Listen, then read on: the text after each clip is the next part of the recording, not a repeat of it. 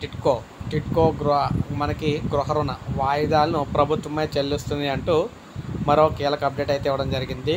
TIDCO chairman Ajay Kumar గారు అయితే ఈ విధంగా తెలియజేశారన్నమాట. మాట్లాడుతున్న అజయ్ కుమార్ గారు టిట్కో గృహాలకు సంబంధించిన బ్యాంకు రుణ వాయిదాలను ప్రభుత్వమే చెల్లిస్తుందని టిట్కో చైర్మన్ అయితే తెలియజేశారు.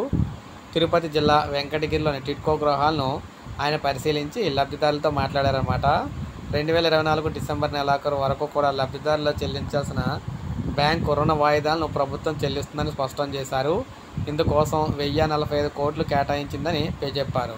గత ప్రభుత్వ దుర్మార్గపు ఆలోచన వల్ల రాష్ట్ర వ్యాప్తంగా 365, 430 చదరపు అడుగుల టిట్కో గృహాలు అసంపూర్తిగా ఉన్నాయని, వాటిని ఈ ఏడాదిలో పూర్తి చేసి లబ్ధిదారులకు అందజేస్తామని ప్రకటించారు.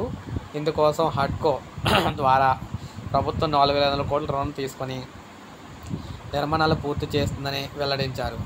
ఈ కార్యక్రమంలో మిగిలిన వారు అందరూ కూడా పాల్గొన్నారు.